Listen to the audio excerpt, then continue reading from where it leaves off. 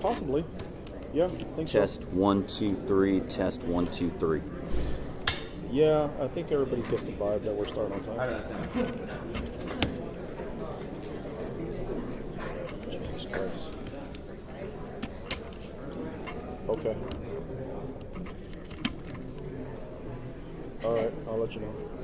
Okay. Sure. Okay.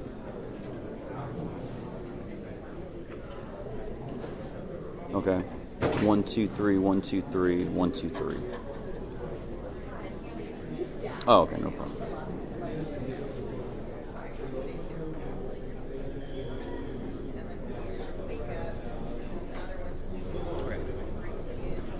One, two, three, 1 2 3, 1 2 3.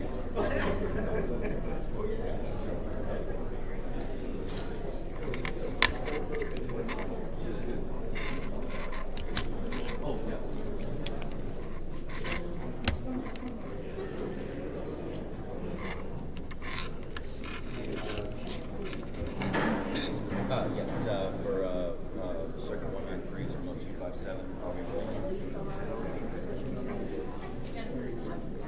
Sure, no problem. It's,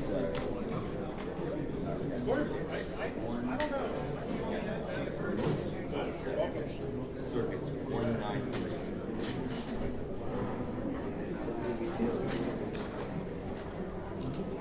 Yeah. And so you guys are rolling, we're good?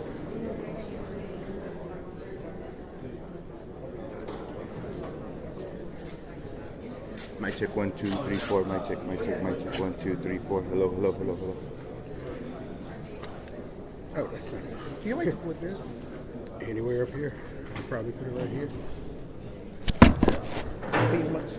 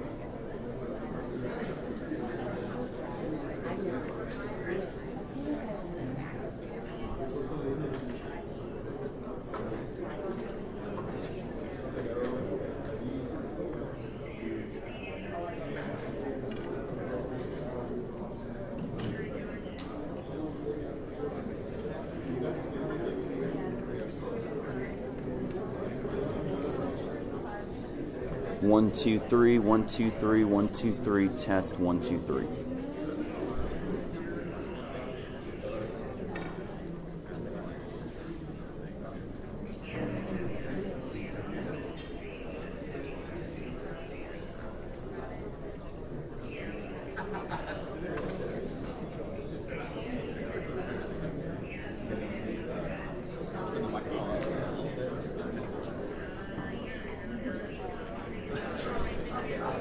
Turn the microphone up just a little bit.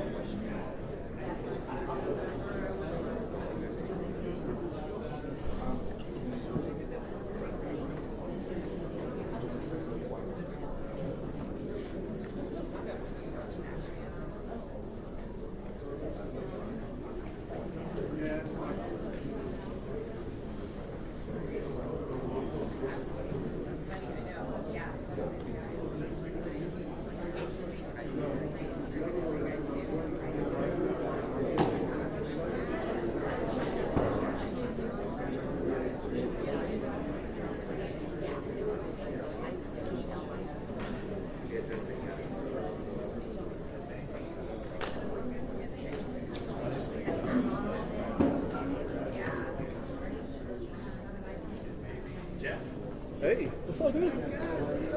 Hey, what's going on, man? Hey, live.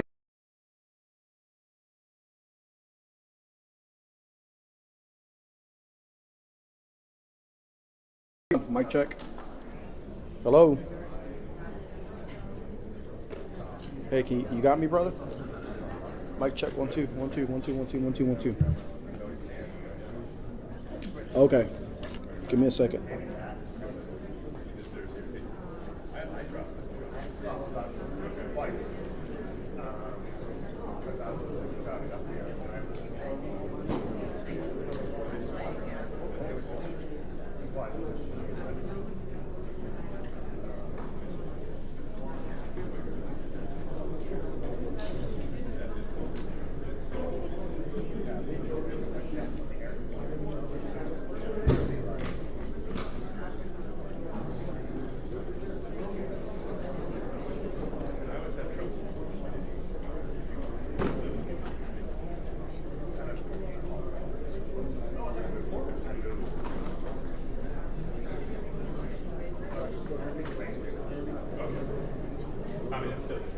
Hello. Okay. All right, brother. That's up.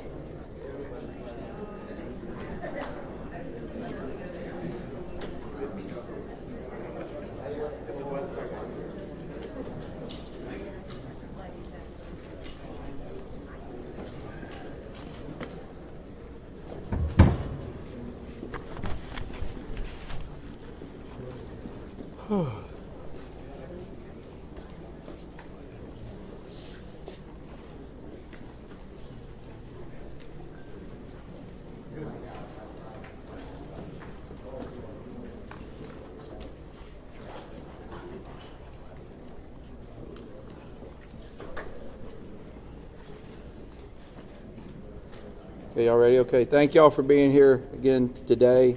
Larry Leith, the Kerr County Sheriff. I'm going to kind of go over some brief notes with y'all real quick, then I'm going to pass it on to the mayor. Hundreds of first responders remain along the Guadalupe River in Kerr County working to reunite families. The large search and rescue effort, including local, state, federal, and volunteer agencies, continue.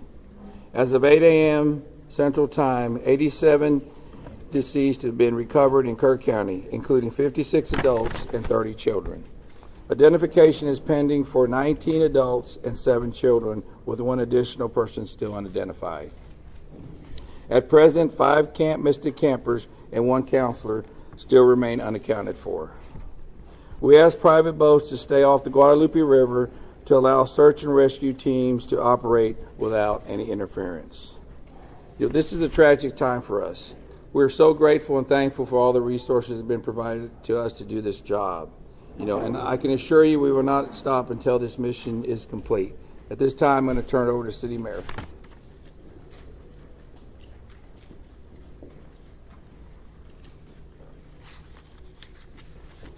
Thank you for being here. I'm Joe Herring Jr. I'm Mayor of the City of Kerrville. I want to reassure our community and those families that the city, the county, the state, and the federal experts are working together, not separately, but as one team. If you go inside the Emergency Operations Center, you don't see silos. You see one team. I want to talk briefly about in-kind donations. The outpouring of generosity has been tremendous, and we are grateful. We are working on a new system to accept donations. And when those plans are complete, we will post them online on the city's Facebook page. We are grateful. We need a new system to handle the generosity of the world. Financial donations can still go to communityfoundation.net. That's the community foundation of the Texas Hill Country. Again, we are grateful for the generosity of the world. Over and over, I've asked you to pray. It occurred to me that I haven't asked you for what to pray specifically. Please pray for those who mourn, for those who wait, and for those who help. Now I'd like to call on Lieutenant Colonel Ben Baker.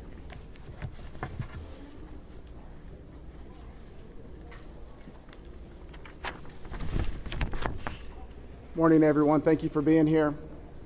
My name is Ben Baker, Lieutenant Colonel for Texas Game Wardens. I'd like to start out by thanking the Mayor, Sheriff, Chief, our local state partners, Texas Department of Public Safety, and the many others that have responded to this tragic event. We as Texas are strong, and together we face adversity. Your Texas Game Wardens responded in the early mornings of Friday to this tragic event, along with many other local and state partners. Since the early mornings of Friday, your Texas Game Wardens have had over 300 game wardens in the area, serving the people of the state of Texas and the citizens of Kerr County. Among that, we've searched 26 river miles since the tragic event has started. We've had approximately 444 rescues, 30 recoveries. Some of our resources and assets we have dedicated to this tragic event include 2 helicopters with hoist teams, 12 drone teams, 10 K9 units, 9 swiftwater boat crews, 15 airboats, 16 UTVs, and 169 four-wheel drive vehicles. Your Texas Game Wardens will remain here and serving the community. We just ask you to continue to pray for the victims, for the families, for your first responders, for everyone involved. We'll open it up now to questions, if anybody has any. Can you talk about how challenging it is for you guys in the mud, the big trees? What's been like the different terrain? No, thank you for that question.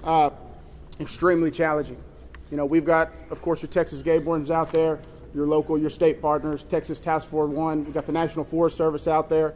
We've got A&M Forest Service. We've got numerous responders with specialized capabilities where we've got these large pile of debris. And with our canines and when we're trying to make these recoveries, these large piles can be very obstructive. And to get deep into these piles, it's very hazardous. And those specialized teams have to go in there layer by layer because our first responders, also the safety of them is concerned. So it's extremely treacherous, time-consuming, it's dirty work, the water's still there. So we're having to go layer by layer, peeling these off to make those recoveries. What about mentally? Like when you guys stumble across someone who may be deceased, how do you process that? Absolutely. We process it the best we can. We have professionals in place, our crisis intervention team.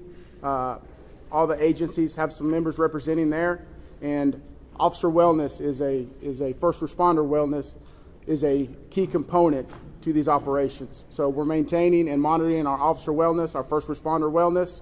We're making sure they have the support. It's very tragic whenever you see human life, but to see a child in that loss of life is extremely tragic. More rain is expected to come down west of us, and eventually it's going to get down to Guadalupe River. Is that going to put a halt to the searches? And if not, how are you going to change the trajectory of the search and rescue operations? So with the water coming down, that is always a concern, and I'm sure you've been monitoring the last couple of days where we've had some reports of maybe some additional water coming in. Obviously, that's going to impact the search and recovery efforts. Us with numerous other agencies do have air capabilities, drone capabilities. We've got numerous fixed wing, rotary helicopters here. So it will alter our patrol patterns and alter our searches, but it won't deter them. I have a question for the specific discussions and actions were taken between the time the first flood emergency alert came in at 1:14 a.m. and then when the river first started flooding homes hours later. What were the specific actions and discussions that happened in those hours? Can you repeat that again, please? Absolutely. I would like to know, if you outline, please, what the specific actions and discussions were that local officials took between 1:14 a.m., that's when the first flood emergency alert came out, and hours later when the river first started flooding. What happened in those hours? What I can tell you, when I was first notified, it was around the 4 to 5 area. One of my sergeants was in dispatch when the first calls started coming in, the actual 911 calls come in. Like at 4 in the morning? It was between 4 and 5 when I got notified. Okay, but prior to that, in that 3 to 4 area, my understanding is, and we're in the process of trying to put a timeline.